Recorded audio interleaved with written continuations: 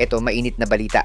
Eto, Gilas Women, nakatikim ng unang talo nito sa Jones Cup matapos lampasuhin ng Republic of China o Taiwan National Team sa pag-uumpisa ng 44th William Jones Cup. Makabawi kaya sila ngayong 11 players lang ang naglalaro sa Gilas at absent ang mga main gunner nila na magpapalakas sana ng lineup ng Pilipinas.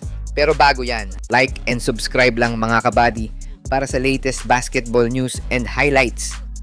Hindi naging maganda ang panimula ng Gilas Pilipinas Women sa 44th William Jones Cup matapos silang lampasuhin ng host team na Republic of China o Taiwan National Team sa kanilang opening game. Yan ay matapos silang tambakan ng 26 points na sa kabila ng matinding puso at effort.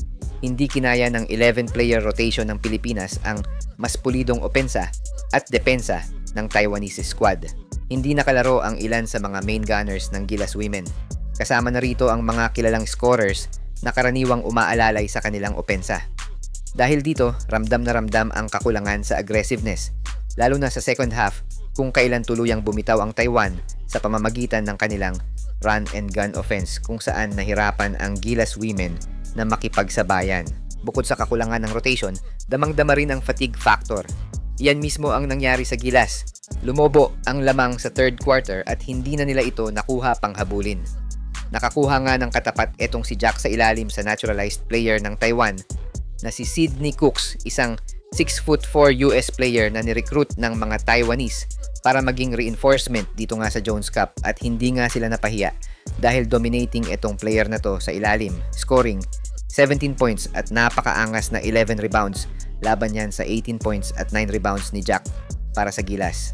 Tumulong naman sa pagmando ng opensa ang Gilas under 18 standout at US-based Filipino player na si Naomi Panganiban, scoring 11 points at 3 rebounds. Samantalang medyo nahirapan pang mag-adjust ang mga Filam players na sina Vanessa De Jesus at Sumaya Sugapong, scoring 7 points each. Samantala on point naman ang mga tirada ni Gilas point guard Ella Fajardo matapos umiscore ng 10 points, ngunit hindi nga yan naging sapat para matalo ang Chinese Taipei national team. Well, may natitira pa namang games ang Gilas Women and they can still bounce back sa next game, pero kailangan nila ng tulong mula sa bench support, mas consistent na shooting, and second half adjustment na nakita natin sa laro nila kontra sa mga Taiwanese.